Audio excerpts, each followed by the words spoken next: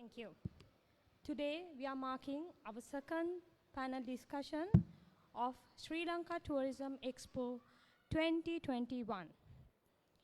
Before I move into my mighty panel on board, let me warmly welcome our senior panel of lecturers from University of Colombo, Professor Suranga De Silva and Bandula Sumit, our senior lecturer, and we have few more lecturers on board with us.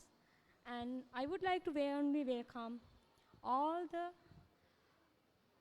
people who are with us at One Goal Face, same as the people who will be joining with us through our digital platforms, through FB and YouTube. So let me start the discussion by introducing the panel who are with us.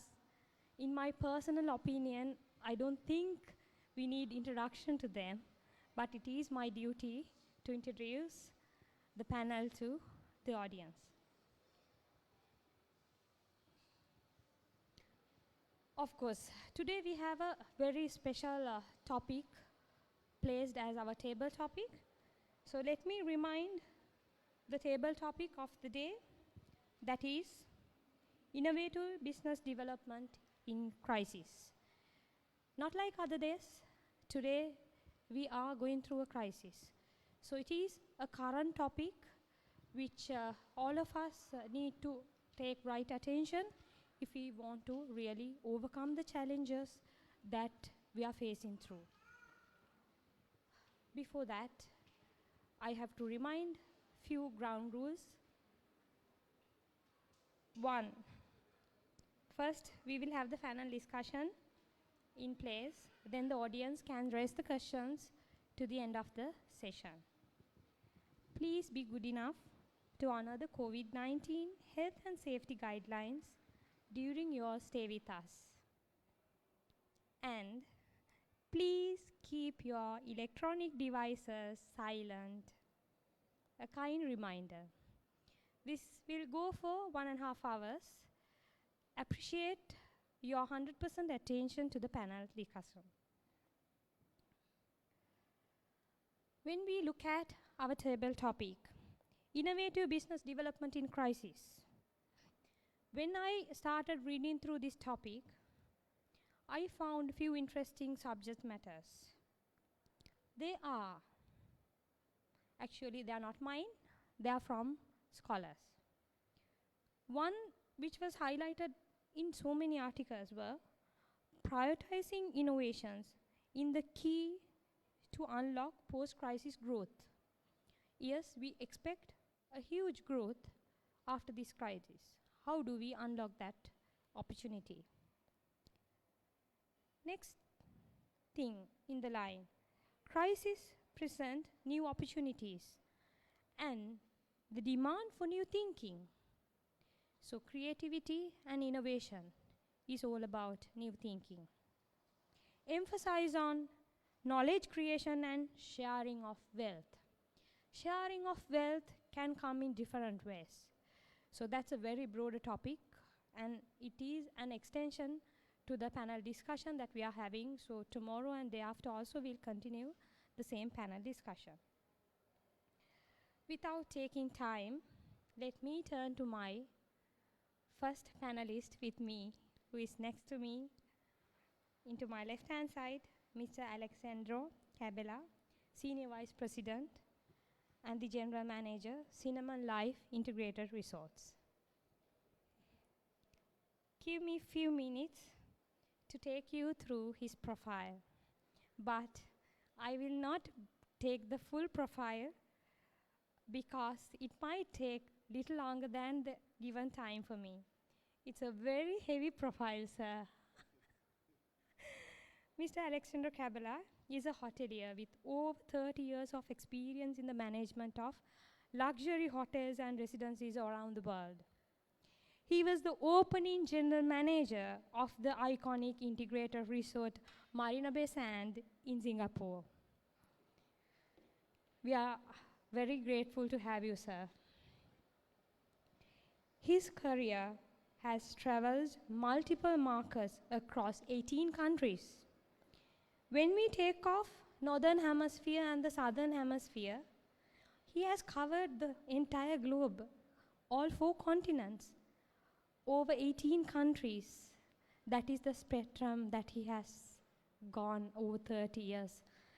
And I'm confident that he has worked with almost all the nationalities around the globe. Further, Mr. Alexander has held the position of Area General Manager, Jumeirah Group, the global luxury hotel company, since 2017. He has kept his footprint in brand creations, luxury new investment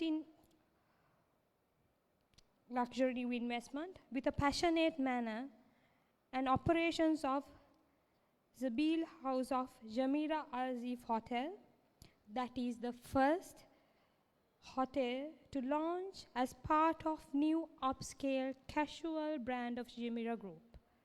That's special. Well, as an opening of the Jumeirah Al-Zafif Hotel Group as well. So I will keep a full stop with the big profile, and may I move to my next panelist, Mr. Nilan Vikramazinga. He's a well-known personality in the industry. So I think he's working with us for decades, and all of us are from the industry, and we are personally known to him for many reasons. I would like to introduce Mr. Nilan Vikramazinga as an entrepreneur with a drive for winning. He holds a Master of Business Administration with a merit pass awarded by the University of Northampton University, United Kingdom. He's a researcher and a consultant on employee turnover management in tourism sector. So this is a very vital area during the post-COVID crisis because we see a lot of brain drain from Sri Lanka, and I think Mr. Nilan Vikramazinga can contribute more to this during our discussion and how we really can overcome this challenge.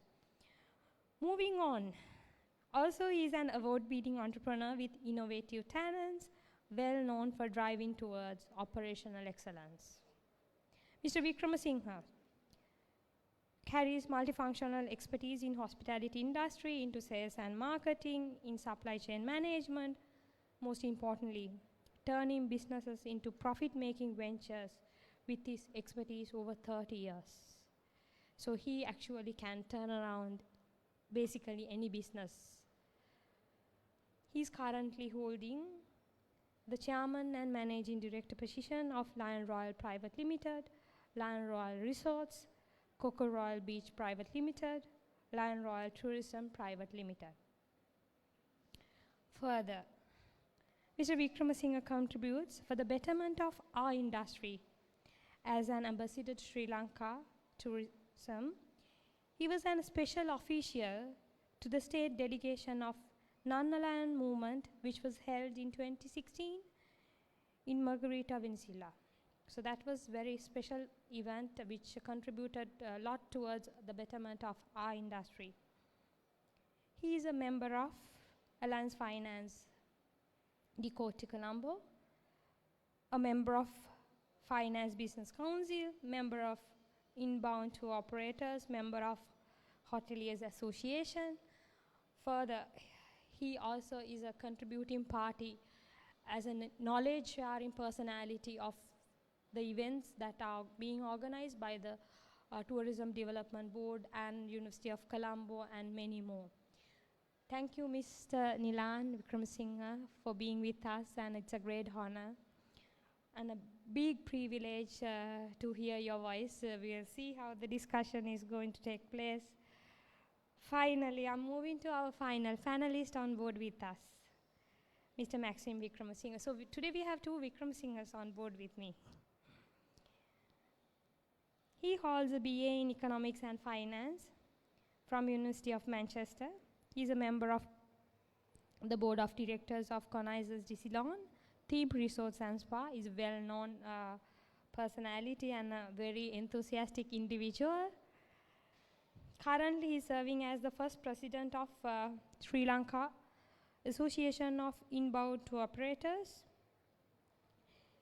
Personally, he believes that the youth is the goal. So that is why, even with very short notice, he decided to be with us. Actually, it was few hours before COVID pandemic constraints and the issues that we had. Our panel was to go ahead with 2, but we are extremely happy to have you, sir. And that is why he believes the youth is the future of the country. So he decided with all his busy schedules to honor our request. Continuing with his profile, let me finish it as soon as possible and to continue with our discussion. Mr. Vikramazinga is a committee member of General Committee of Wildlife Nature Protection Society and also of the Marine Subcommittee of Wildlife Nature Protection Society. He is well known for spearheading the company's business development meetings, acquiring new clients at home and on board with new initiatives, and he drives the companies towards digitalization, implementing new technologies, and establishing sustainability. Further, he has gained international recognition in social media development and branding.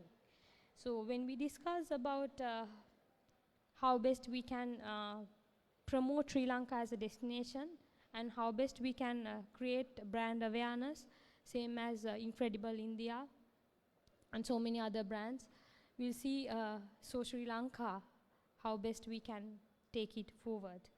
So I will stop from there since time is going to be a challenging call with the profile introductions. So let me come to the first question, sir. That is over to you.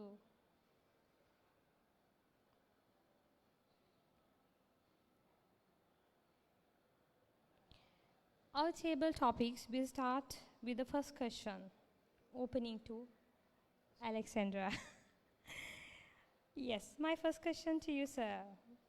Uniqueness of cinnamon life and how the innovation will help the business development during post-pandemic. Thank you. First and foremost, thank you very much for having me this evening. It's an honor. I'm very, very pleased to be sharing this evening together, and nice to meet you all. And as you rightfully said, if you have any questions afterwards, I'll be more than happy to spend necessary time. What I would like to do this evening to answer this question and not bore you with theory, I would just like to take the time to describe what Cinnamon Life is all about.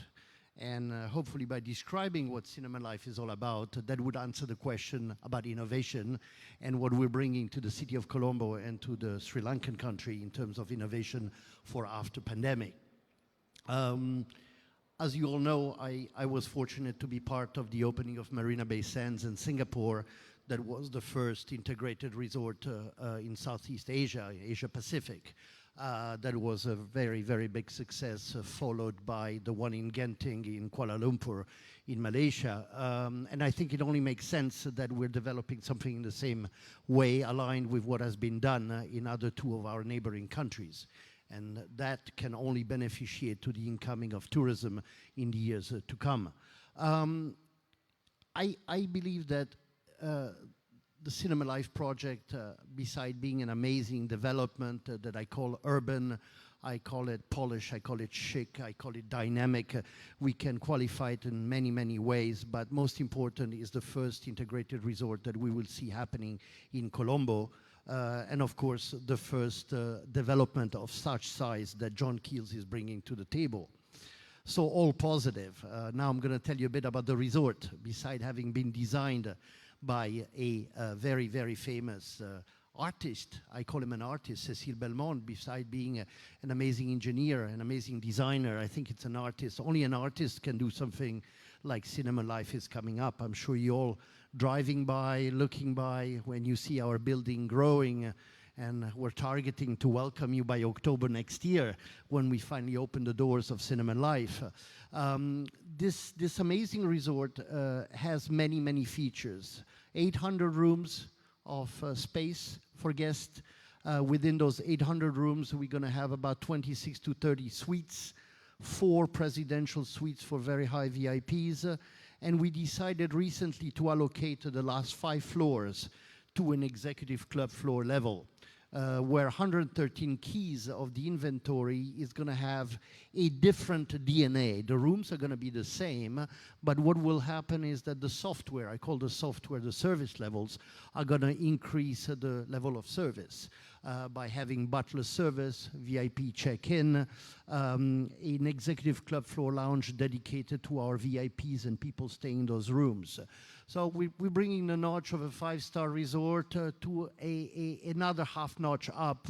It would be the same like saying a Marriott hotel and a Ritz-Carlton on top. You know, you have that level of service and differentiators. One of the big points of Cinema Life is related to the restaurants and bars. We have an amazing talented director of culinary. His name is Robert. And he's bringing years of experience from all over the world. Him and I probably crossed each other around the planet a few times in the past without knowing each other. And our goal is, Robert and I, to bring best practice when it comes to restaurants and bar concept. We just don't want to bring to the city of Colombo another Chinese restaurant, another Japanese restaurant, another French brasserie. Our concepts are going to be different. They're going to be urban, vibrant, to attract all kind of clientele, local clientele, and of course our incoming tourism that will come from various countries. So far we have targeted countries like India, China, GCC. Those are going to be our primary feeding markets, and we believe in those. We believe in them being our primary source of revenue. Revenue as well touching MICE. As you probably have heard, Cinema Life will have an amazing MICE facilities that can host up to 4,000 people per day. So big convention facilities, a great technology, the state-of-the-art when it comes to IT, hardware, software, and the latest toys that a conference maker, a conference organizer would expect to have available during a MICE event. So all that together puts the product of Cinema Life on the pedestal, and I think we have a lot of pressure to bring in the business to Sri Lanka. Food and beverage was something that I talked about, but the other small element, differentiators in terms of service are things like we will have 3 pools. We're going to have a main pool, a party pool on the 10th floor overlooking the sea, where the pool will transform itself into a evening venue for cocktails and bars and entertainment. Not far from this afternoon at lunchtime, I was discussing with some of our colleagues our entertainment program when also it comes to pushing forward young and talented Sri Lankan artists. There's a lot of artists from Sri Lanka that are excellent jazz players. We want to bring them to Cinema Life, to feature them, to showcase them, and obviously they will help us to develop the entertainment part of the resort. Obviously you can imagine that the 25th floor executive club level will also have its own pool, its own spa, its own gym. When it comes to spa, being a very touchy subject in the market because everybody has a spa in the world, we didn't want to have just a spa operated by our hotel. We want to bring in a big player, someone that has done spa. I'm a fan on engaging with companies that are specialists in that. Therefore, we're going to be associating ourselves with an international spa operator that I will announce in due time, since the contract is not signed. Otherwise, someone is going to pull my ears if I say something wrong. But trust me, it's going to be an amazing spa product, both on the 9th floor and on the 25th floor. To amalgamate all this in this 4.5 million square feet of space of Cinema Life, we have 3 or 4 more features, 2 of them being 2 apartment towers, where we have 427 apartments development, beautiful with amazing views. Right behind the hotel, there's also a 30-story building for office that has been almost rent in total. So we're really looking forward to have our new tenants very soon checking in. And as well a shopping mall that will feature 9 floors, including a movie operator on the last floor, as well as selected international brands that will come from all over the place. And without forgetting, Robert and I are working towards having a unique food court. We just don't want to deliver a food court that you've seen anywhere in the world. Can be Colombo, can be Singapore, can be Dubai. We want to do something special that don't only caters to the international market, but to the local market and make it more fun, like a destination.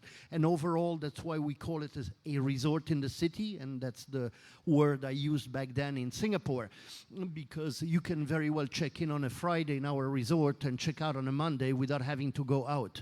You have the food experience, you have the spa experience, you have amazing design, you have the technology, you have the movie theaters, you have the shopping. So technically you check in on Friday, we don't allow you to check out until Monday because you have everything you want in there. So overall, this is the DNA of the resort. And I think by how I described it is answering to your question on how it's going to beneficiate to Colombo for the post-pandemic. Because by opening in October next year, we're all hopeful that the pandemic will be gone, that none of us have to wear masks anymore. So that will be the tool to attract tourism to this beautiful country that you have. I personally think it's a gem. I think it's fantastic, and the opportunities you have in Sri Lanka to develop it, it's amazing. One last point that I pay particular attention to is not only the hardware when we build hotels. I've opened many, and I don't want to forget something which is called the software, because we can spend the amount of money necessary, millions and billions, but if we forget about our software, it's our people. And we're going to emphasize a lot at Cinnamon Life on everything related to training. I believe in training. I believe in spending the money, but if you don't have the people, you can spend as much money as you want. You can have a very unsuccessful restaurant or hotel if the training program does not take place. Therefore, we allocated an insane amount of money, really, really high amount of money, that will beneficiate not only Cinnamon Life, but the destination itself. We want to have our people grow. We want our people to be trained. We want to create a succession planning, career path, in order to really deliver the best service available and ensure that the international market comes in not only to land in Colombo and then to go to your beautiful destinations like Bentota, Han Bentota, Yala, and so many more destinations you have in your beautiful country, but we want people to stop in Colombo and have a few days in Colombo. And I'm not talking only about MICE. MICE, obviously, they will stay with us. I'm talking about tourism. There's so much to do in Colombo, and I think Cinnamon Life will really contribute to the development of the post-pandemic in terms of business mix. Thank you. Thank you very much, sir. That brings a lot of positive energy to all of us. And you can see how optimistic Alexandro and the Cinnamon Life team is towards the new development and how best we can turn around this industry. So that is where we have to have our mindset in place. Yesterday with the insights from Hiran Kure, Chairman, Jetwin Group, also made a note that we have to be patient and we have to be very positive towards turning around this business. Thank you very much, and we will hear his voice in few more rounds. So I'll be moving to my next panelist. This is over to Mr. Nilan Vikramazinga. The opening question for you, sir, is as a passionate individual, as we all know, who believes in catering our customers through better value chain, what are the challenges we have with the post-COVID tourism development, and we see a lot of restrictions in place? Still, you believe better customer service is not going to be compromised under any circumstances. So how do we address this scenario, sir? Thank you, Dinesha, for the long introduction, and especially I'm thankful to you for inviting, and also to be with these great personalities like Alexandro and my friend Maxim. And I see him as the future of tourism in Sri Lanka because I have trust because I know his father very well. Of course, we agree on that. So when we are coming back to the question, yes, it has been great patience for all of us over 2 years now. And when it comes to Sri Lanka, it's again specific because we had another problem 1 year prior with the what has happened with Saharan. So we were just about to recover what we have lost. Then we came into this problem of pandemic. So for me, it's a great era of patience in the industry. Now we are heading to the great revival. But this revival is not going to be that easy. It will take a little more time than we think. Because when you look at worldwide, we have been, even Maxim and I myself, we went to France and he was in England as well. So we saw the enthusiasm, the two operators, how well they want to start the business. And there are few things that will not play immediately the big role because most of the travel agents abroad are working from home. So they are still getting prepared. So when you speak about tourism, it's a seasonal business. All depend on the weather patterns in, especially in Europe. Those are the main source countries for us, and some of the Asian countries like Japan and China as well. So then, when we are starting, the start is, though it is going to be slow because in terms of group travels and organized tours and MICE tourism and things like that. But I think the first thing will start will be the FIT travelers, individuals who will travel, who will want to cut, and then who will want to come to Sri Lanka or go wherever they want to go. In this scenario, I think medium and small players have a big role to play. And very recently, I did a small research in Dambulla, Sigiri and Habarana area. This is to get to know about the homestays that has been practiced in Sri Lanka. I was amazed, and you won't believe there are 450 units in that particular area. If one is having 2 rooms, it comes to about 900 rooms. I think if you are not going to that extreme, let's say at least 550 to 600 rooms are available at any time. So this is the beauty of tourism. You know, it will not start in big way, but will start from the small level. So this is an industry where the income will flow from the top to the lowest level of the society. So now what we have to do is, at the beginning, we have to empower them. We have to educate them, how to welcome, how to prepare the food, how to have a clean room, and things like that, because it plays a big role in any tourism economic generated country. Since he's half French, Maxim knows very well, when you talk about France, it's 100 million tourists a year that they're expecting. Last year, it was 80 million. So if you take their portfolio, 80% is about what we call chambre d'hôte, like homestays. And then only in Paris, there are about 65,000 apartments which has been registered with Airbnb.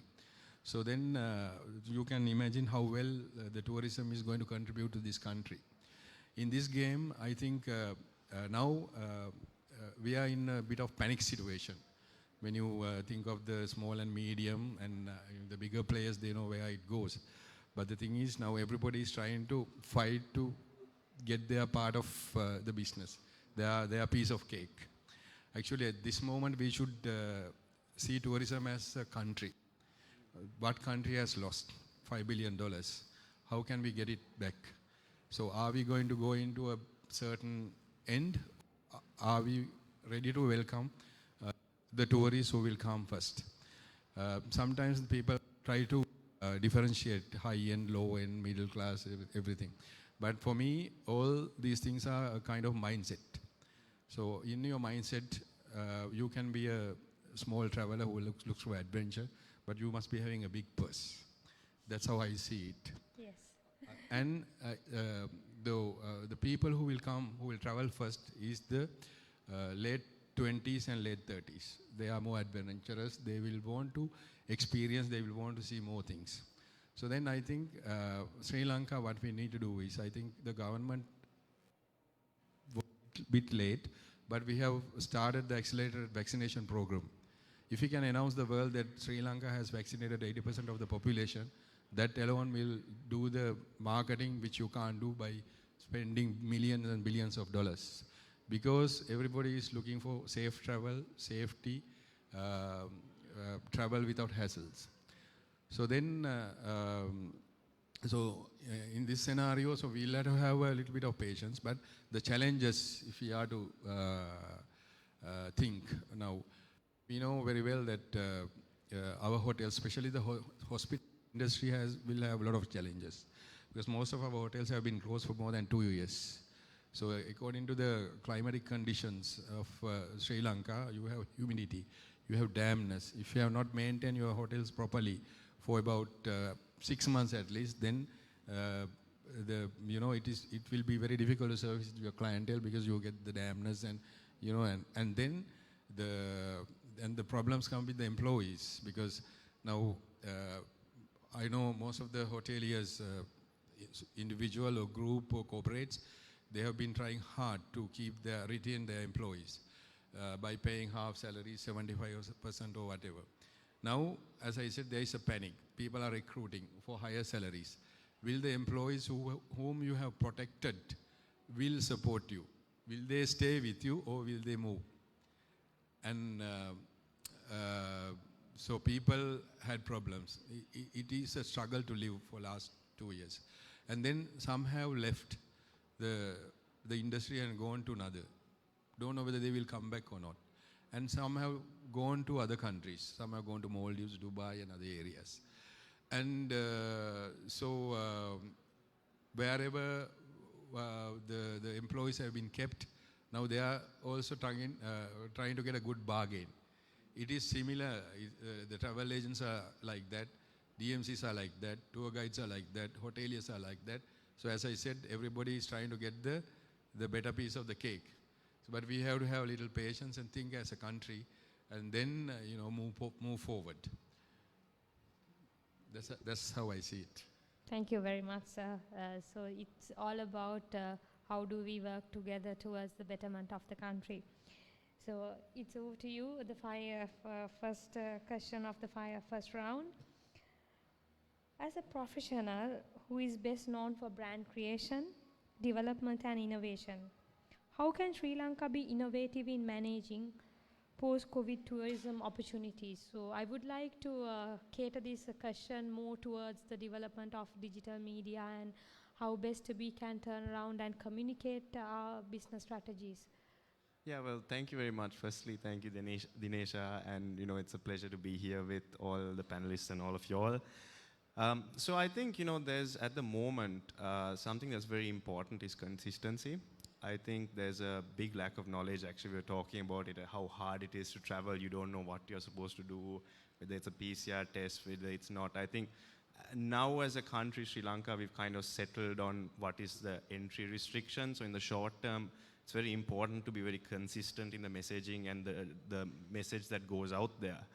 I think you also touched on branding, and you compared Sri Lanka to Incredible India, yes, for example. So, that consistency would also come into more long-term strategies. I think in a country, we've been, I think in the last 10 years, we've probably had 5-6 different tourism slogans. So I think as a country, we really need to come together, understand what our product is. I think Ms. Nalin was talking about, are we high-end, are we low-end, what type of the market are we catering to? So I think we really need to understand what, as a country, we offer. I personally think Sri Lanka is a country for everyone.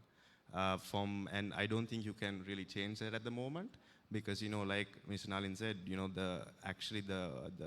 what you'd call the unregulated or the unlicensed sector is massive in Sri Lanka.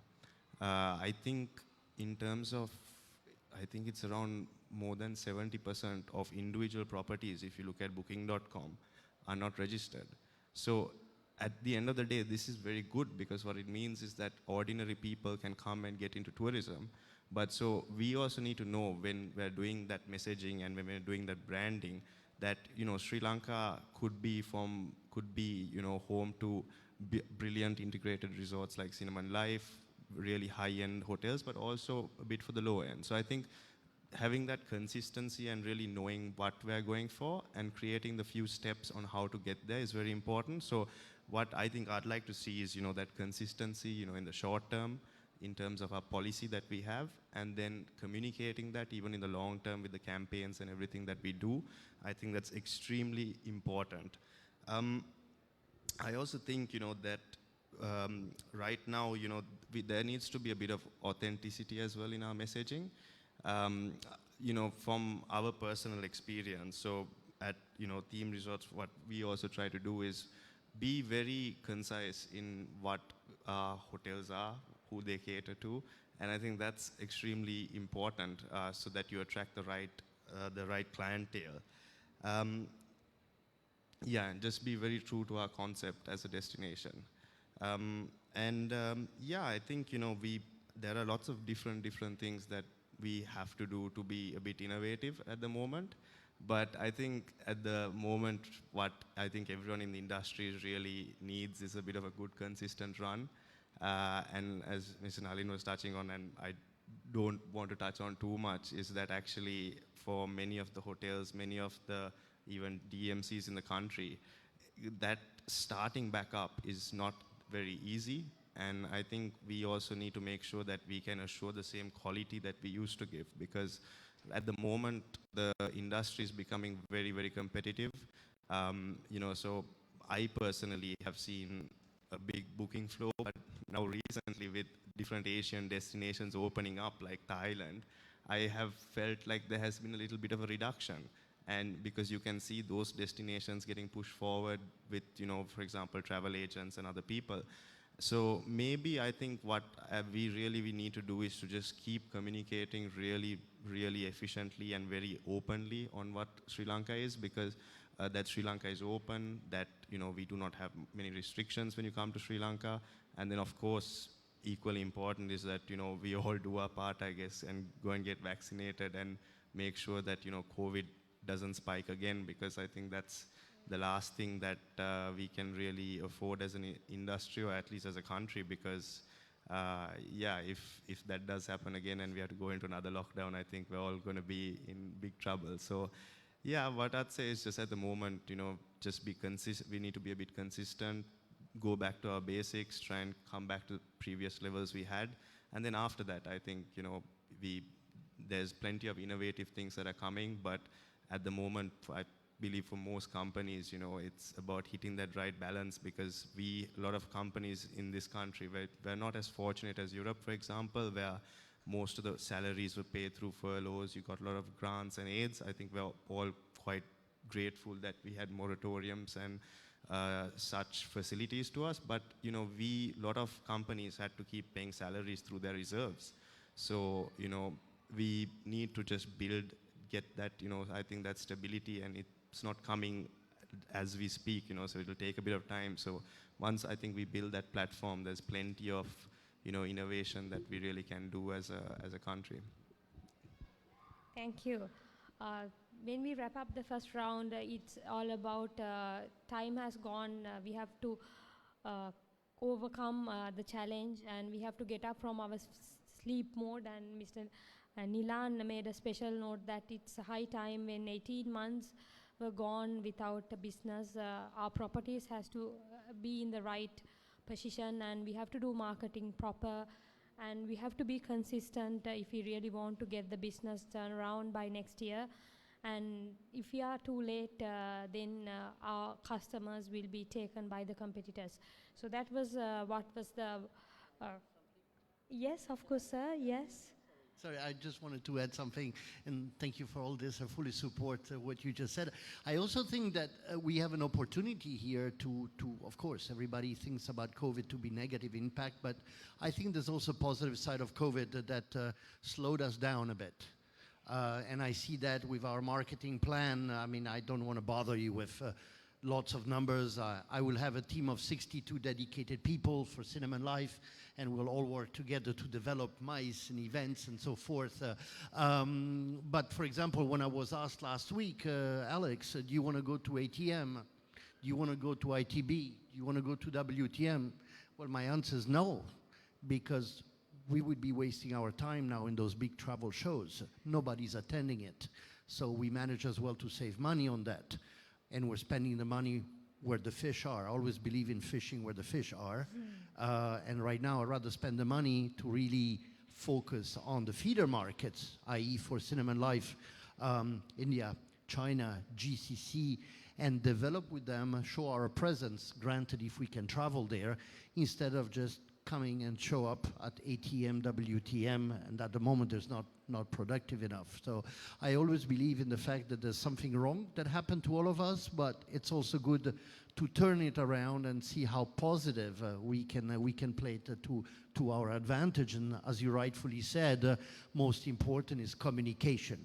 Travelers need to know what's happening, arriving at the destination and departing from the destination. How many PCRs you had? Myself, I had to have 3 PCR last week when I traveled to Dubai. I mean, I had no idea. So this is part of the communication process that we all have to ensure that our destinations are doing. And I also think that I heard comments, oh, this country is doing this great and that country is doing that great. I think that we're all doing great. I don't think there's a country that did not try to push forward and to get out of this COVID. The other day, someone was telling how Maldives did great. Well, yeah, they did great, but right now they're not doing so great. So we have to stop judging ourselves, move forward, be positive. We have a great tool here called Sri Lanka, great city called Colombo, great hotel coming up, and I'm sure that we're going to overpass all these ugly moments, and in a year from now, maybe we can laugh about the past. So I just wanted to add that. Thank you. So this is one of the initiatives that we also took towards activating the industry once again, Yes. which was on sleep mode, and we think we are successful in that purpose. So moving on to the second round, sir, here is your second question, and the discussion is opening to a different sector that is all about destination marketing. Yesterday also we had a discussion like creating a connectivity throughout the discussions, because there's a lot of audience whom I can see from yesterday as well, and we'll continue to go for two more days. Yesterday, the Director General from Tourism Development Authority, Dhammika Vijayasinghe, made a note, a nice thing to note. Sri Lanka is a 5-star destination, but with a 2-star image. So how do we going to turn around that to a 5-star image? When it is cinema life, sir, how can the stakeholders of the tourism sector reach out to cinema life upcoming products and developments? You started the discussion with the marketing strategies. Yeah, the so marketing you can strategy. elaborate on that. I'm bringing in a director of sales and marketing who's arriving on Monday. He's a heavy-duty key player that's been around the planet a few times. His name is Declan. He has an amazing background, and that's why we selected him together with a team of 62 people that he would recruit for Cinema Life Exclusive. We're going to have the same old tools like everybody has, the website, the micro website. As I said earlier, I am a believer in road shows versus going to travel shows. We obviously will have to go to a travel show 1 or twice before the opening. Obviously, will probably be ITB in Berlin, is the most productive show, in my opinion, around the planet at the moment. ATEHM is a must because of the GCC market, Saudi Arabia. But again, with 62 people dedicated to the Cinema Life project from our sales and marketing team, we will have exclusive team members towards MICE and catering. Also, we have developed something that I forgot to tell you earlier, and I apologize. We have developed a wedding destination area where our guests will be able to go and select their own chinaware, glassware, food, beverages, and so forth with our chef, and develop a an amazing, specialized, personalized wedding venue for their wedding celebration. So we're really taking it a step further. But I still believe that going to our key feeder markets is the solution nowadays, and not spending the money on shows whereby the return on investment is not there. I don't know if you agree with what I just said. I think the feeder markets are providing us more connectivity than the Europe. Yeah, that is one big contributing factor Exactly, for and, tourists. That is the accessibility that we provide for the feeder and we're markets. investing the money in there as well. We're opening an office in Delhi, based in Yes. India. We're going to have a director of sales India that's going to be contributing to our MICE revenue, our destination, and I'm really positive on this. The next one will be in China, and another one covering the GCC and Saudi Arabia, which is an upcoming market as well that we can feed from. Thank you very much. Mr. Nalin, could you please share your experience, how the turnaround strategies have worked and how the marketing strategies have worked during past decades when you speak about the small and medium scale businesses in Sri Lanka? Bit of a tough question, because marketing, when you talk about marketing in Sri Lanka, as Maxim said very well, because when I started tourism, it was Paradise Island. And then it came to land like no other. And then it was Small Miracle or something. And then it became Wonder of Asia. And today it is So Sri Lanka. If something will change tomorrow, it will be So Sri Lanka as well. Actually, I'm now if you take these taglines like Smooth as Silk, Singapore Airlines, when you say, you know it. Incredible India, you know that is India. And when you talk about, let's say, Kerala, God's own country. But Sri Lanka, I was actually very sad to see when I went to France this time. I couldn't find my stand because it was not Sri Lanka. I didn't see, I was looking for Sri Lanka. But there was So in front. I think we are the only country where we put another thing in front of the country. If you see, you don't see So Japan, you see Japan. You see India, you see France, you see other countries. But it is So Sri Lanka, it has been So Sri Lanka. So even a Sri Lankan like me, I couldn't find my stand. So this changing of marketing taglines, I don't understand. Because as this DG said, this is a 5-star destination. Because we have everything in a nutshell. You have the history, you have the culture, you have the flora and fauna, you have archaeology, you have geology, you have traditions, you have customs, you have dances, you have music. It's everything in a compact disc. I don't think for a size of a country like ours, you cannot compare it to the world. Like you don't find anything, right?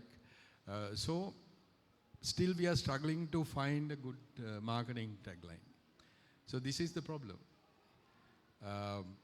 Sri Lanka has everything, but when you compare the other countries which has developed recently, if you take Dubai, if you take Singapore, which has basically nothing, but it attracts more tourists than us. Thailand attracts about 35 million tourists a year. Sri Lanka having a beautiful beach all around the country and having this lush green, having all what a tourist can enjoy. But still we are finding, we have not found ourselves well where we are. That is where the main problem. If you want to get the right clients, you have to get the destination right. Let's say now when someone is coming out of the airport, he will see the roads, undisciplined. But that is Sri Lanka. We can say that is Sri Lanka, yes. And we will see the lands, the hectares of coconut trees. We explain to them, they see the place. But you can see hundreds of banners, these lands are for sale. Then a tourist will think, are they cutting these trees? We are talking about sustainability. And then you can see nice paddy fields. But we have to guess the destination right. You have to start it from the Pradeshya Sabha level, from the village level. You have to clean the country. You have to say that you like the country. And we are a great hospitable nation, as Robert Knox once said decades ago. For us, it's very easy to make someone to work in the hospitality industry because it's in our bloods and nerves.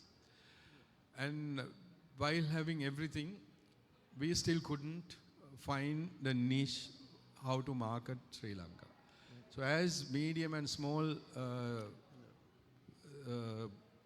sector of tourism where I represent, I think people have come to see us.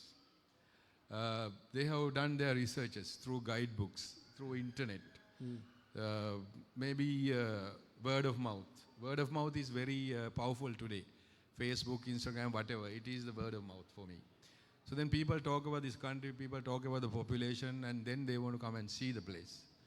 But when you say France, you talk about good wines and cheese and the big museums, Louvre and things like that. Talk about Italy, you talk about pastas, Italian people, the music, opera and things like that. India is like that, China is like that. When you talk about Sri Lanka, people still know Ceylon tea. That's all. Because we have not marketed whatever we have in this country. We have not talked about our spices. We have not talked about our traditions, our culinary things, our dance, our music. So something is wrong. That's why I'm saying we have to market this country as a country together. If it has to be tourism board, Sri Lankan Airlines, tea board, export development board, everything together, you make a plan. Rather than everyone is trying to spend a bit and do something somewhere and come back. But then the people will know. They will want to know where they go. And that's why the people don't know about Sri Lanka. We are known for the war, civil war. We are known for that. At one time we were good for cricket, sort of Indian games. So these are the things that people are looking at. So, and also, are we in par with the modern day of tourism? Do we have a children's park? Do we have cinema parks? Now, do we have places like Disneyland? Do we have, some amusement things? When a family comes to Sri Lanka to go around, parents can enjoy if they like the history, nature, culture, and things. But for kids, what do we have? Do we have children parks? When you go to another country, when you travel with the kids, even our families, if they go to Japan, they like to go to see Disneyland. And if they want to go to somewhere else, they will see some other parks, water parks. You go to Dubai, you have a lot of new things that has been created. Go to Singapore, there are a lot of MICE tourism. But I think we are still struggling. But we have come through the struggle. It is to up to the next generation to take it to the next level. But for some good reason, we can see the malls like this coming up. Cinema life is coming up. So then people will be attracted. There will be more shopping. Tourism is a place, thing that you enjoy the life. You have to have bars, you have to have restaurants, you have to have food street, you have to have shopping spree places, restaurants, bars and things like that. But still we lack this type of entertainment in Sri Lanka.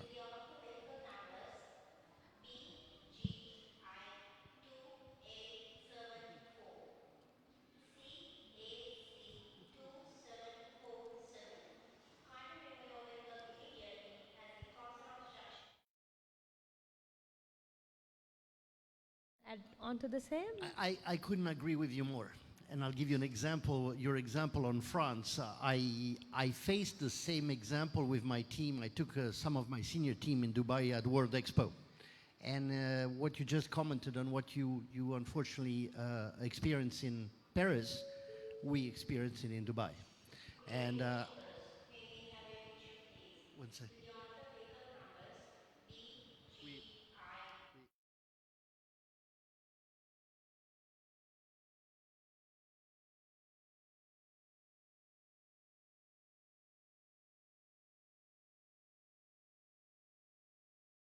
No, I was thinking that, you know, World Expo just started.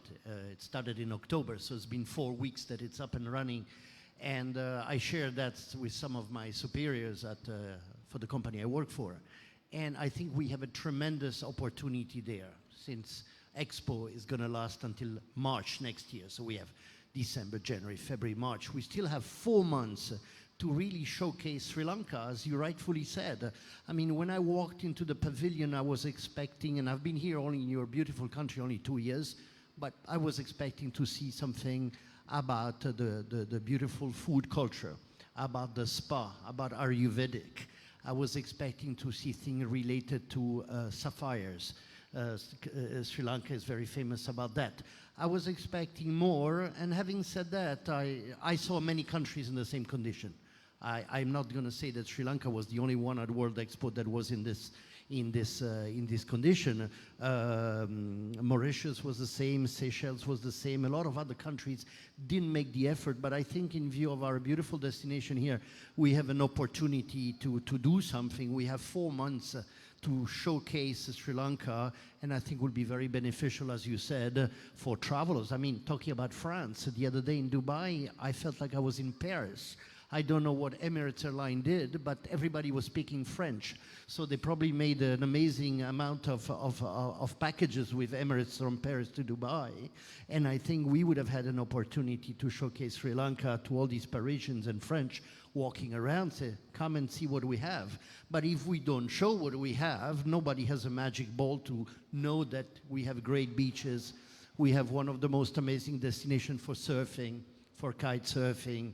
There's great golfing. I mean, there's so many things, but it's our duty, as you rightfully said, to talk about it. Because people, if we don't talk about it, they're never going to know. And that's not going to beneficiate the incoming tourism. Not only business tourism, but FITs and families, as you rightfully said earlier. So I just wanted to add that I fully support what you said. Yes, very much. Thank you very much. Mr. Maxim Vikramzinga, knowledge is the wealth of a nation. As a very young individual who is very passionate about creating new developments towards the industry, how do you think we can do the change, creating this knowledge creation in the industry, and how best we can use the innovative strategies to move the industry towards the challenges and to be competitive with the world? Yeah, absolutely. So I think, firstly, I think, just going back to the point that everyone, that we were just alluding to, is that we probably don't speak about Sri Lanka well enough. I think there are so many stories, because I think saying a story or being a storyteller is probably the best way to sell something, not just trying to be like, trying to sell it, you're just saying a story about it.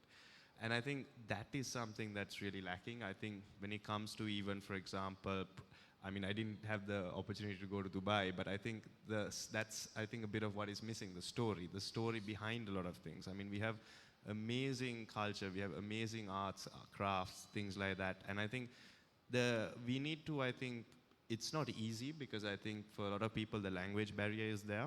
And I think that is probably what really stops someone from being a storyteller, because I have sometimes, been with, for example, gone to Polo Naru and certain sites and gone with the Sinhalese speaking guides. And sometimes they are excellent storytellers. So I think that language barrier is something that's maybe getting in the way of basically marketing and getting that right message and the story across. I think Nilan understands this as well, because he started off as a guide, so he understands those pitfalls that we might have. And at the moment, I think our industry has moved from back in the day group tours. So you used to have people who used to come with these guides who had the skill, the qualifications, who were able to give a story together. Maybe they have, I think everyone has, you're always improving in the industry. So I don't think like that education and that level really needs stops. But I think we're coming to a bit of a gap right now, because most of the people are FITs or individuals, and when they travel around the country, they do not have probably the right stories, explanations, and because what can make Sigiriya and what can make Polonnaru would be having these rights, the stories and everything that goes along with it. Because I mean, I would say it really depends on which country. I think each country, they have a bit of different characteristics. For example, I'd say a French traveler would be quite happy maybe going to Polonaro, but there's a lot of people, and I've got a lot of feedback sometimes from different countries that they say, okay, I mean, it was beautiful, but we maybe haven't taken these this natural heritage to the next level. I think there are just small things that we have to do, and we need to learn. Even, for example, if you take the museums at all our sites, and adding a bit of value to all of this is really important.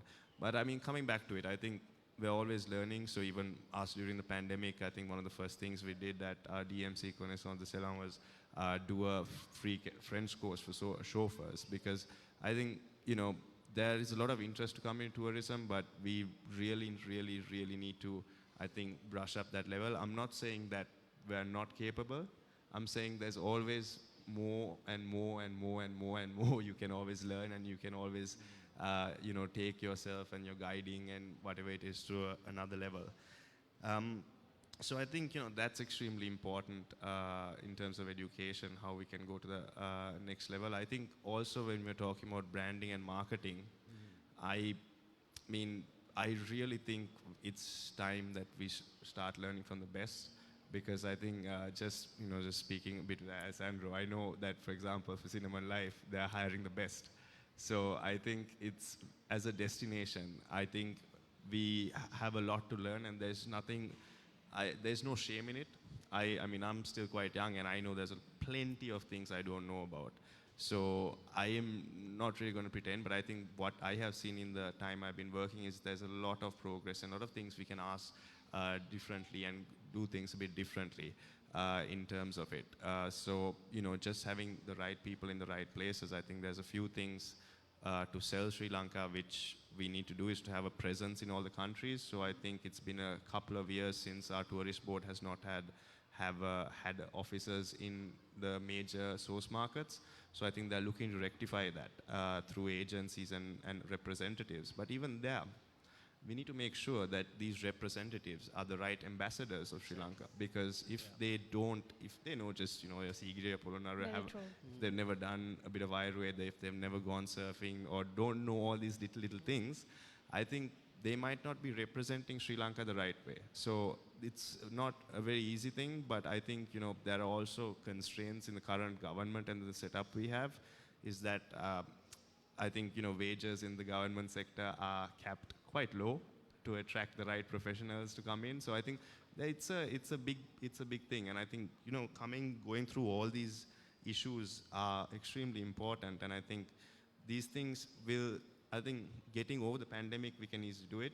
But I think going to the next level is really, that can be done. But, I don't think also it's not something that you have to go to like a university or a school or pay a lot of money to learn.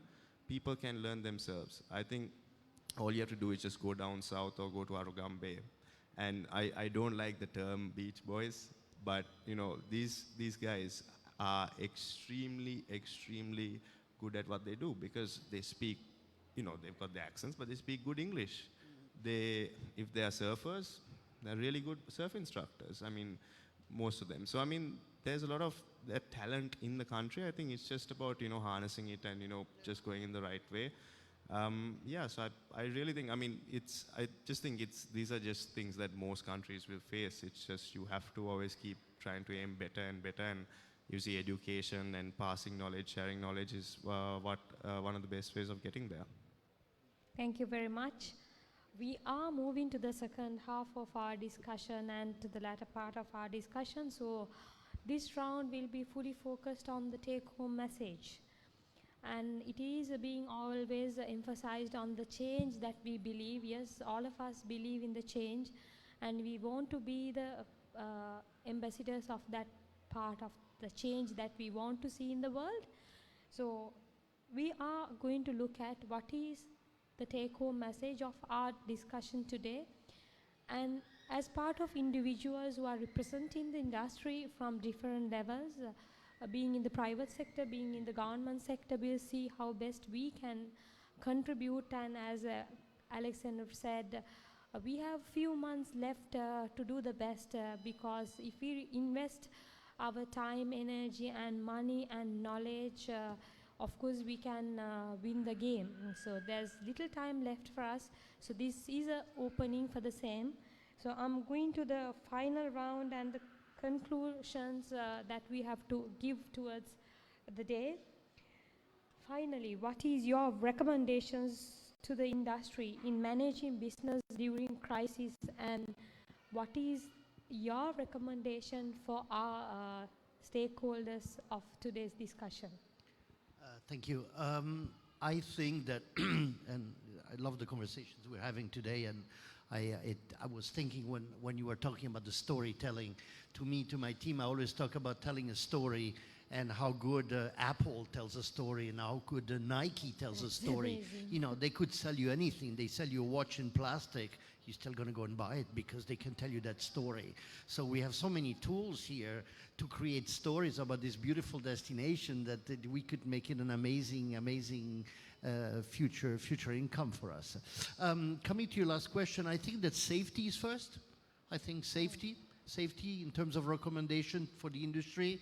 I think that we all saw a lot of changes. A lot of people started packaging linen and telling you to step 2.5 feet away. It was chaos. Everybody wanted to do the new standards from Accor to Hilton to Marriott, and it was a chaos, in my opinion. I think that we need to slow down on that as well and understand that safety is important, but not make it like an army camp at the same time.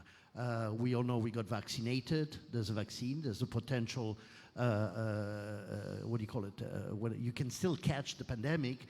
However, our role in terms of destination is the approach towards travelers need to be confident, as I said earlier at the beginning when we were talking, on what's happening to travel to Sri Lanka, what's happening when you arrive in Sri Lanka, and what's happening when you leave Sri Lanka. And I think it's important that the customer feels comfortable on that angle, because most of the customers we're looking after, of course, is families with kids and so forth. So they need to be feeling at ease to book a flight to come to Sri Lanka for safety. And they need to be able to make decisions based on this approach, and it's also our duty to restore confidence. I think that we have lost maybe a little bit of confidence from travelers, and I'm not saying we are the only country, but we need to reinstore this confidence by telling stories about who we are, ensuring that everybody knows we have the basic setups in terms of health and safety, that our airport is functional, that our roads coming up at the airport are what they should be, and in order to develop the tourism further. So I think we have a lot of work to do, but I also believe that as a team we can do it if we work together. Yeah. Thank you. Thank you very much. Thank you. It was all about how we have to be creative and how we have to be innovative in working towards one goal. Mr. Nilan Vikramazinga, this is over to you once again. It's all about what is your major recommendations, bringing the right tourist that you believe, and developing the value chain of the industry. Rather tough. Yeah, actually, most of us here, I believe that we are representing the most sensitive industry in the world. So tourism is so sensitive and is vulnerable for any diseases, pandemics, wars and everything. So studying about tourism is a huge subject horizontally, because when a person who starts thinking of traveling a place to another, maybe for business, maybe for leisure, maybe for pleasure, maybe for something else, he starts thinking where to go and what to do.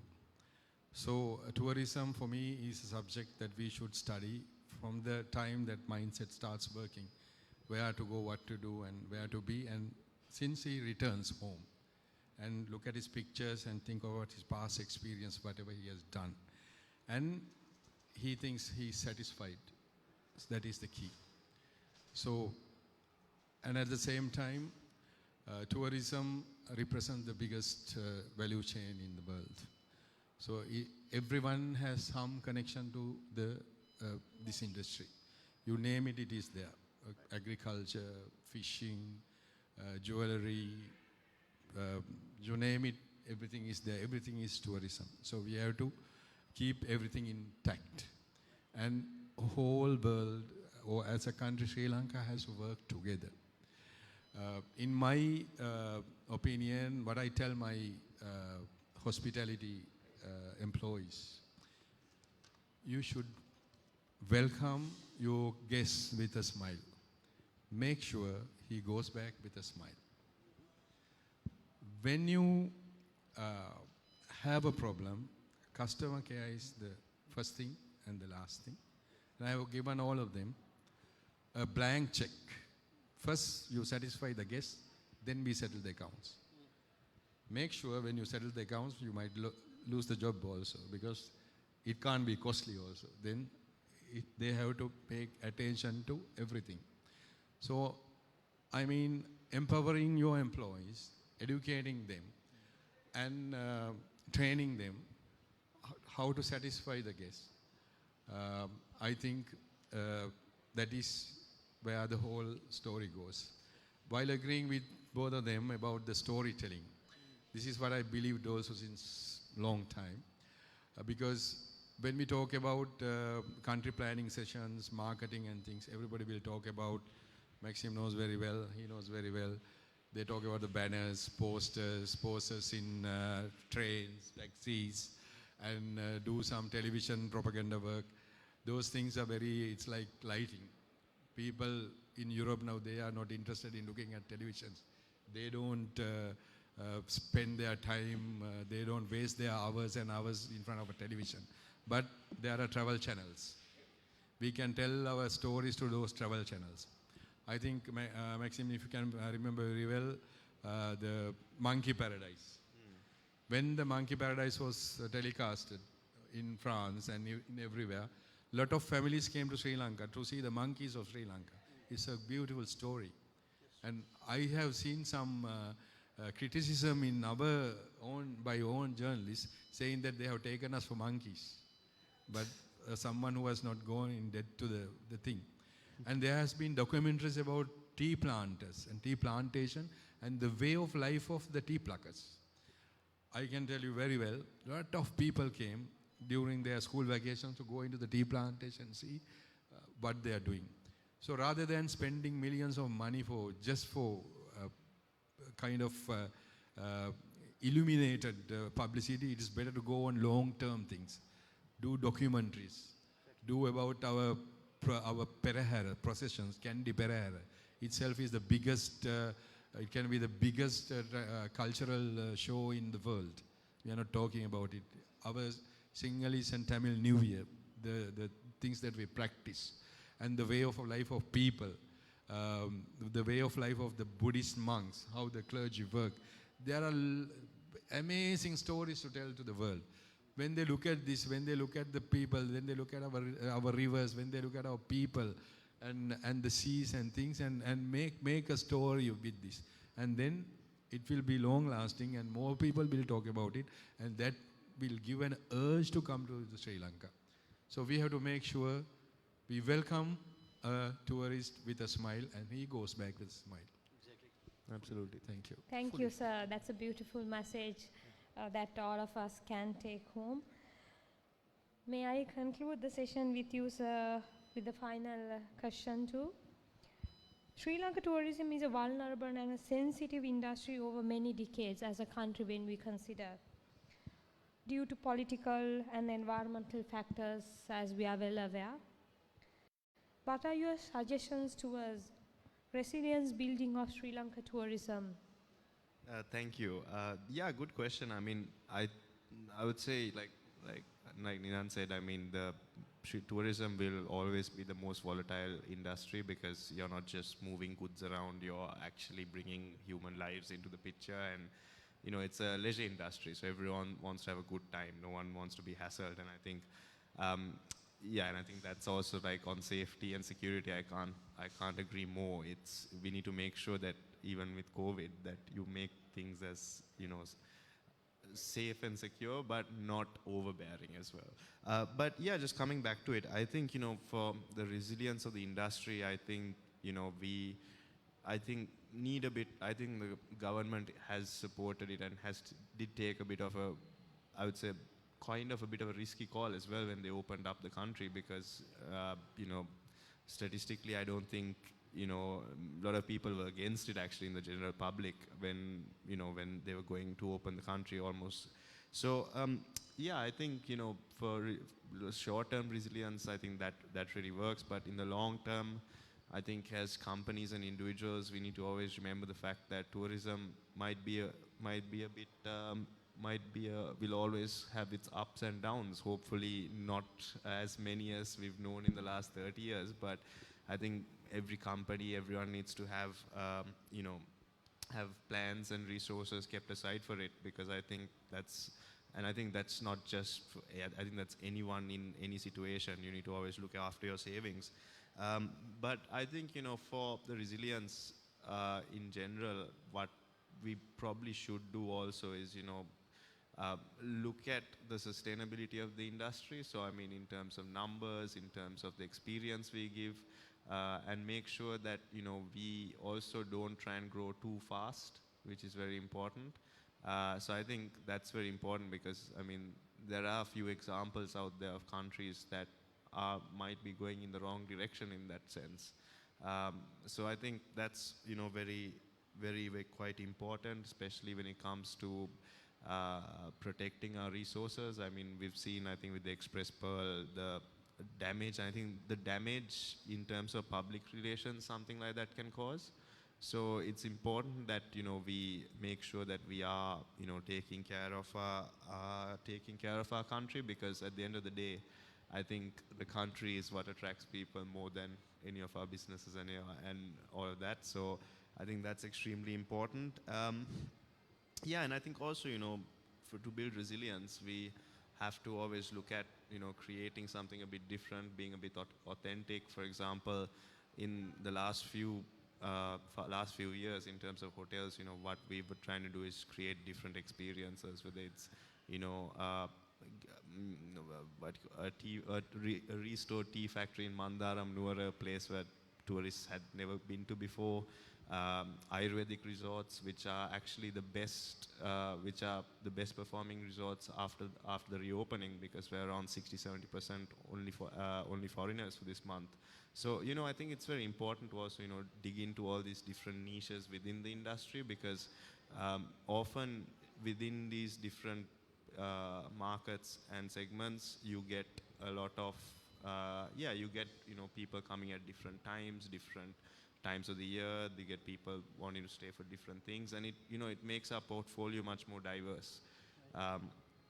And I think it's just in tourism, you just have to always what I've learned in the few years I've been working is that you need to always keep that safety net and always do that, but also always be positive, because if you keep staying negative and you don't look to expand upon, improve, and look for new, destinations, new activities, different things you can make people do, I think as a country we might, just start falling back. So I think just be positive, but also, have that backup plan just in case. Yeah. Thank you very much, sir. I think today we got a lot of good insights out and how to be really positive. I think they represent the top management of the industry, and see how positive they are and how committed they are towards the development of the industry. So that is one big take-home message that I feel that we can get towards the change that we have to really see and implement immediately. We don't have time. We have to take immediate actions, see how positive they are. And it was all about, all 1.5 hours was revolved around being positive, being innovative, being consistent, believe in yourself, do everything in detail, have your focus, play your goal right, whatever the position that we take in the industry, and position yourself, market yourself with a attitude and right purpose, identify yourself. So it was all about that when we really spoke about the overall discussion that we had. Thank you very much. I'm very grateful to have you today, and please accept my heartfelt gratitude for your tremendous effort given to turn around this business. Yes, sir. Also, it is a great honor to have a beautiful audience with the COVID pandemic in place and with a lot of safety and health guidelines being in-house as well. So we are giving little room for the audience to speak out and to raise your questions for the panelists, and it is a very rare opportunity that we will have them like this. Giving the opportunity to the audience, so few people can take the opportunity as soon as possible since we are running out of time. Can someone give the mic to this gentleman? Who is doing the honors?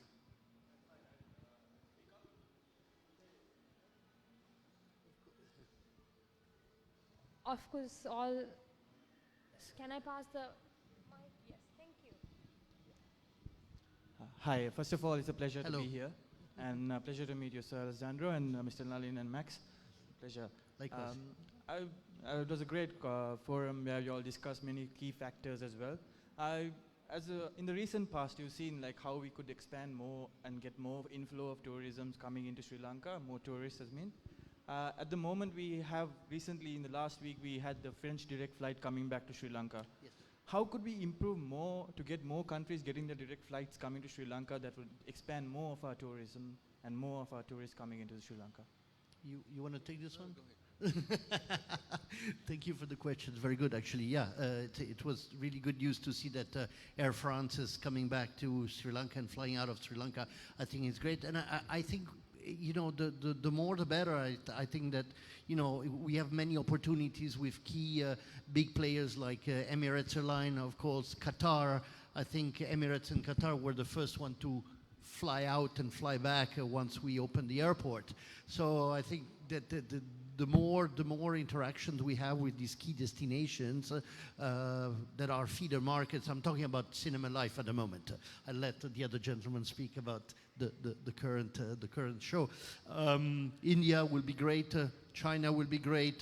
There's nothing wrong about developing airline partnerships and interactions to bring more business. I see the business from Emirates and Qatar really could be much better. All we have to do is to develop, as we said earlier during the conversation, packages and the famous storytelling. The more we talk about Sri Lanka, tell a story, these airlines would automatically jump. I mean, if you look at Emirates, the videos that they have when you land in Dubai or when you land in other destinations are amazing. Look at Singapore Airlines as well. I'm sure they will be more than happy to do the same for us when they fly over here. Yeah?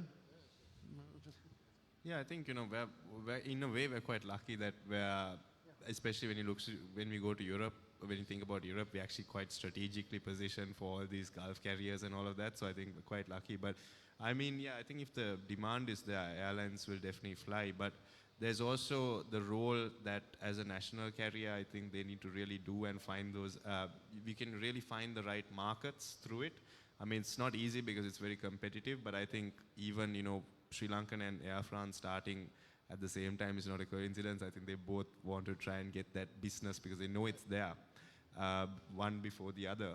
So I think, you know, that's as a national carrier, I mean, I think it's not a surprise. Sri Lankan Airlines has a lot of debt, but, you know, it does need to look at, if it can, you know, find these, you know, very key markets and expand upon them, that's a great help because, I mean, I think we've seen in the business coming now, a lot of people are choosing the direct flights over, they might pay 50 to even 100 euros more and get the direct flight from Paris instead of stopping a few hours in Doha and Dubai. Exactly. Yeah. Yeah, hi, I'm Manoj Kepetipala. Thank you very much for your insight thoughts, and I think we have to think about it. And my question goes to Nalin. Yesterday evening, I was having a training with one of the leading hotels. So you were talking about customer care. So I did a little bit of a need analysis. Now, 2 years this hotel, almost 1.5 years the hotel was closed. And now they have lost the tact of, maybe they have lost the touch of customer care, maybe teamwork, morale. So I had to go and talk to these people. So when the marketing people try to get the tourists attracted, how ready we are back office? What is your thoughts, sir? Yeah, that's what I said initially also when I started the speech, and it's a huge challenge that we have to face during this post-pandemic era, because even a vehicle, if you park it somewhere, without starting and nursing it and servicing, so it will give a bit of trouble, and it is same with the people as human beings. And also, as I told you before also, most of the skilled staff has now moved into other places. Some have gone abroad. And I know that most of the hotels, even in Colombo, are working with some new breeds, new people. And that's what I said, it's a huge challenge to face. So we need to speed up. We will have good 6 months to train our people and come back to the previous levels. But then again, you can train it, but without the people actually integrating and experiencing with the customers, it is going to be hard, but we will have hard time. But as I said, it is not going to be that difficult, since we have hospitality with our smile in hand. People will forgive and forget. So I think this is the only tactic we have to use at the moment. But we need to get more and more multi-skill people as well for the trade, because it's going to be vital. Because when you look around and all over the world, if you take a restaurant in European country, to serve 100 people, there may be 2 staff or 3 maximum. In our case, we will have about 10 to 12 sometimes. So there are a lot of things to be improved, a lot of things to adhere, and we'll have to have a lot of training programs also. So which is now is trying to do with the skill development ministry, and a lot of programs are there. So we have to give it a little time. I think the problem will be solved. But I agree with you, but there is a big but. So we have to think about it and work for it. Thank you. And in line with that, if I can add one point, is that for Cinema and Life, we have put a substantial amount of money to align ourselves with best trainers. And it's not just a training in general that we want to focus for Cinema and Life, is to really develop people in key skills like butler service. We're going to bring in expert on coffee making, expert barista that are going to train our people. They're going to certify them. We're going to do the same with mixology. Mixology is becoming as important as food nowadays. So today we had a talk with a lady that's going to come and help us train our food and beverage teams. She has opened 32 Four Seasons hotels around the world. And we had a 2 hours conversation today, and she's putting together a panel of people that will come to help all our Cinema and Life teams to really ensure what you were saying, that we deliver the service, that we deliver the promise. And when we tell the story on trade shows, on road trips, when people come, they experience what we told them. Because that's the big risk, that you go and tell an amazing story, then the people come and then they say, wait a minute, what happened to that story? I haven't experienced it. So it has to be aligned, both the storytelling and the delivery of service. And that's what I think we should focus on. Thank you. So hi, I'm Dr. Hirani, and I just wanted to know how can Ayurveda contributes to the tourism with proper qualified professionals in Ayurveda, and what sort of strategies can we implement towards that? Can I take that? Yeah. So, at Theme Resorts, we have 2 Ayurveda resorts, and, we have, I think, a bit of a different approach. in our spas. We believe that Ayurveda is, and Helavedakama, it's indigenous Sri Lankan medicine, so we don't want to bring anything international. We want to keep things as local as possible. I think there is a bit of a lack of, there is definitely a bit of lack. I don't think there's enough real training centers for therapists especially. I think one of the biggest issues we have at the moment, and I'm going to be very blunt with this, is that Ayurveda has gotten a very bad name from ill-perceived Ayurveda spas which are open 24/7, and you guys hear about it. So I'll just tell you a story. There's some ladies that work in our spa, in our, I would say, Ayurveda centers, that actually their parents don't know. I mean, they're adults, so I mean, they have the power to do what they want, but their parents don't know that they're working in the spa. One day we were taking some photos and she was telling me, no, can I please not be in the photo? And I asked her why. It's because sometimes the husbands, the brothers, they don't understand this. So I think there's a big gap and a bit of knowledge that needs to be done, because, I mean, I know we're in a country where prostitution, which is what happens in most of these spas, is illegal. But using the word Ayurveda and spa is bringing down an entire industry and bringing down the public perception of it, at least. So I think those are a few key things that really need to be addressed, because especially in what I would say, especially in Ayurveda centers, is one of the only places where you probably have more women working than men, because most of the people who come for Ayurveda, especially the long-term Ayurveda which we do, which is a 14-day Panchakarma, are women, and a lot of from the German markets as well. So I think, there's a key niche, and something that's very interesting with Ayurveda is that, most of them are repeaters, and people who are coming for real Ayurveda, I mean, not just a massage or two, or Panchakarma, which is a cleanse, they will stay 14 days minimum, and they will probably come year on year. So it's very, very beneficial, and especially it's a market that throughout the years, we've always been pursuing Ayurveda, but now we have gone more into the specialist Ayurveda.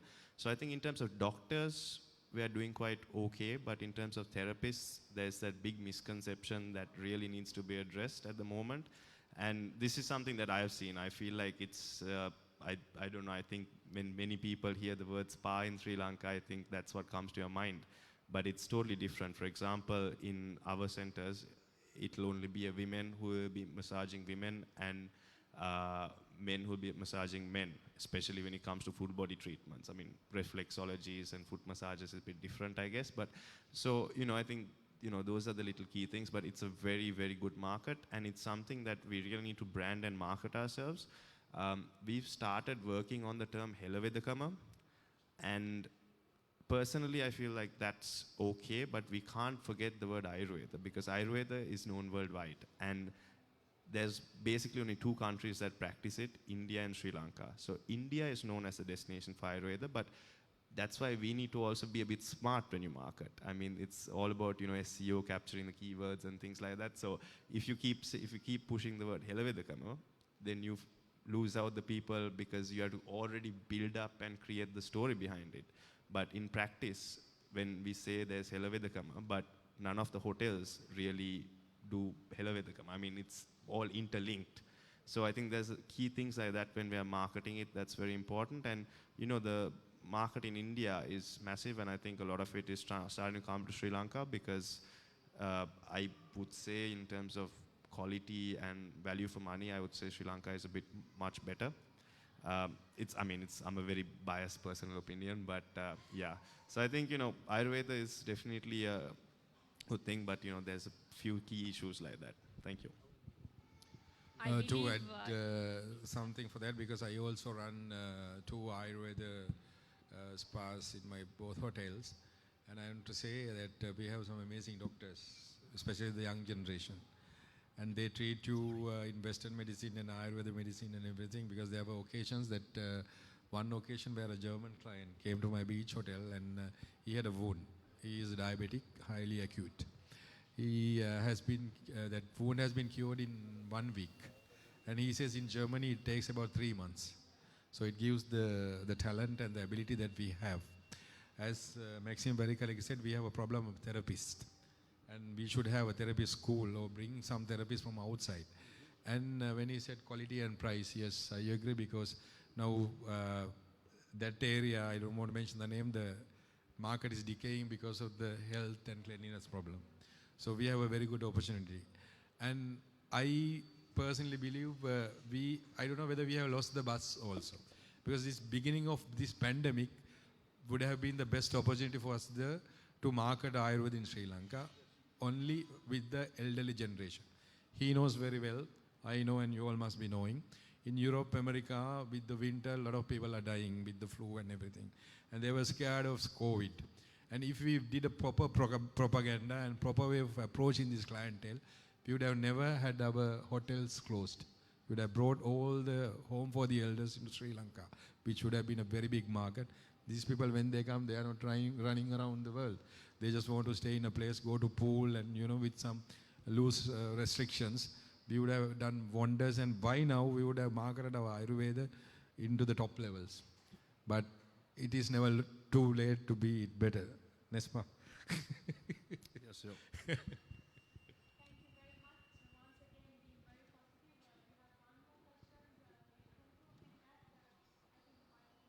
Yeah. Good evening, ladies and gentlemen. It's an honor to be here, listening to your discussion. I'm a student of the University of Colombo. I have a small concern, there's a saying that you can't rewrite your past, but you can always grab a piece of paper and write your future. So it's the right time. I personally think this crisis has given us a blank sheet of paper for us to rewrite the future of tourism in Sri Lanka. Are we doing enough? We have a blank paper. There's huge potential. So is Sri Lanka doing enough? And what can we do together? Because this is our industry. So what can we do to touch all the potentials and get the maximum benefits out of the potentials as at now, which is available in Sri Lanka? That's my question over to you, sir. It's an open question. Thank you. I mean, I'll just keep it very short. I think, for me, the most important thing would be to see the industry be sustainable and we build the quality a bit in, things like I said, a bit of storytelling and things like that. I think it's important we find out things like carrying capacity, start surveying a bit the customer experience and start improving on things like that. But unfortunately, I mean, there's certain the private sector can do, but I think it has to be a partnership because the public sector sometimes is a bit unaware, I would say, but we as the private sector, especially as the DMC, we get a lot of feedback. So I think, just small things like that. And I mean, I wouldn't say it's never a blank sheet of paper because there's a lot of people on survival mode. So, it's a bit tough to take it as a blank sheet of paper. But, there are things like that. But I don't think it's because of COVID that we need to look at those and look at a blank piece of paper. I think we have to keep doing it. I mean, there's plenty in terms of sustainability they can look at, but I think that's very important so that we are not we don't remain a popular destination for 10 years, but for let's say 100 or 200, 300 years. So yeah. Thank you very much for everyone. We have been having a very wonderful audience, being very patient, being very enthusiastic all throughout, and I see the head count remaining for 1.5 hours and more than that. We can continue the discussions, of course, but time is a constraint, and we'll call it a day with regard to the panel discussion, sir. Thank you very much for your time once again and the contribution that made towards the betterment of the industry. This is actually a pure contribution to see the industry doing well because as individuals you have done your best and you have thrived the ladder and you have achieved. It is all about your contributing towards the young people and the generation to take up this industry in years to come. While I thank personally for the panelists and all your personal assistants who have given the best coordinating support to make this event a success, and I'm personally honored to have you on board with me and to have this panel discussion with you. And I take this opportunity to thank One Golf as well, because all throughout they are giving a tremendous support to us While I thank everyone without mentioning the names, thank you very much for everyone who contributed in every manner. We are going to the most exciting event of the day, because that is something is going to give out for the audience. We have Mr. Imran Rasif from Emirates Holidays Sri Lanka on stage with your team. I'm giving an opportunity for the audience also. If you have your business cards in your hand, please come forward and drop your business card to the ballot box there. So we'll have the raffle draw immediately. Can we have the team on board with us? Yes, please. So audience, it's your time. If you have your business cards, please drop your business cards immediately, so we will have the raffle draw. Ma'am, can you give a little opportunity for the audience if we have anyone with your business cards? I think, yes, we have to place the box. It's not right to carry all the way. People, if you have, like, run close to her and drop your business card as soon as possible. Otherwise, you might run out of your opportunity. Okay, we'll place the ballot box here. It's time for the raffle draw. May I have you on stage, sir?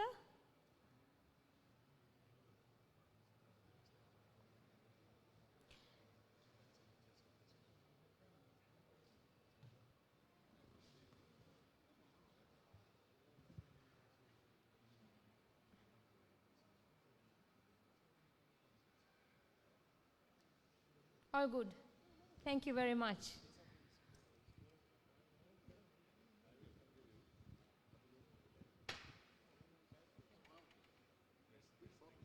Yeah, it's a big box. So we'll see who is the winner of the day, and we'll see who is going to get the holiday package from Emirates. Actually, I was under the impression today to open this for the audience, but you made my life easy. Thank you very much. But I did not see any cards coming from the top. Right? If you have some cards, please send it. Anushka, can you please help us? I have seen that patiently people have been listening. So as a motivation factor for the audience, yesterday we got a raffle winner who visited the mall. Today I would like to dedicate a winner from this section, right? So that we will see a live winner who could carry the award or the raffle. The raffle is a 3 nights holiday package in Dubai, right? So not in Sri Lanka, in a good 4-star property, right? So sponsored by Emirates Holidays. We are the holiday arm of Emirates Airlines. So the lucky winner of today, he has an opportunity of being another winner on an event sponsored by the University of Colombo on the 21st night, where you will be entitled for 2 air tickets also, right? That is Colombo, Dubai, Colombo, right? On our own airline, Emirates Airlines, right? So today's raffle, I would like to base for this audience. Right, so if you have your cards still, please raise your hands. I will give you time to come and put in the box, so you can pass it through. Anushka or somebody from your team could help us. I didn't see any cards from the up. If you have cards, please share.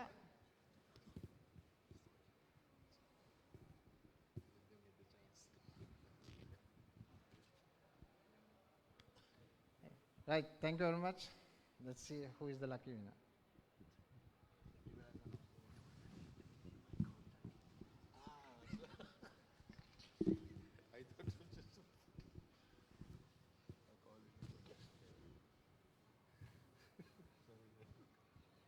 We have Vinura Samarasinghe. Cheers.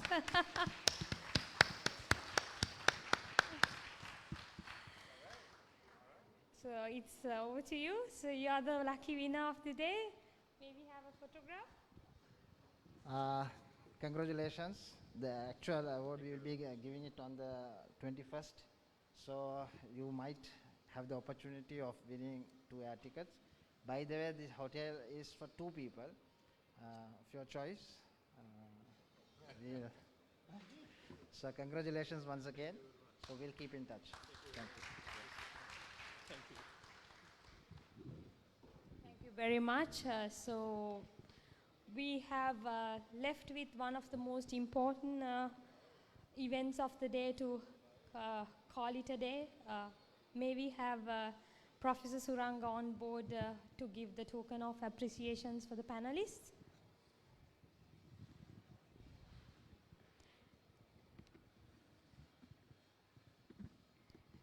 Since the questions was also raised to you for the first round and as the first person, may we have you on stage to have the token of appreciation, Mr. Alexandra. Thank you. Should we go? Oh no, we fall on the back. We land on the floor. No. Thank you. Thank you very much. Thank you very much. It's very kind of you. Thank you very much. Thank you. So, are we allowed to shake hands on the COVID? Thank you very much. Thank you. Next is Mr. Nilan Vikramazinga. We have a token of appreciation for you, sir.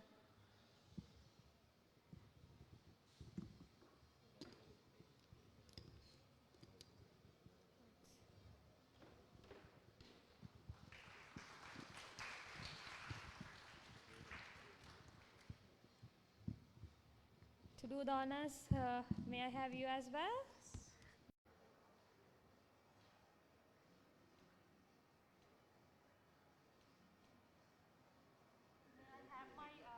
Lecturers on board.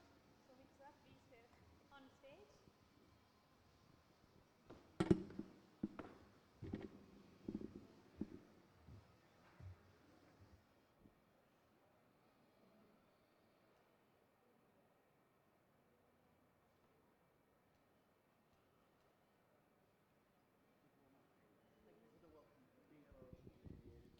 Thank you very much. We'll call it a day. It has been a wonderful audience and wonderful panel on board. We are very privileged to have all of us, and I warmly invite all of you to have with us tomorrow and day after, because the raffle draw is on for tomorrow and day after. You will have the luck maybe tomorrow or day after. So I invite all of you to be with us for tomorrow and day after as well. Thank you once again, and we'll call it a day. Thank you.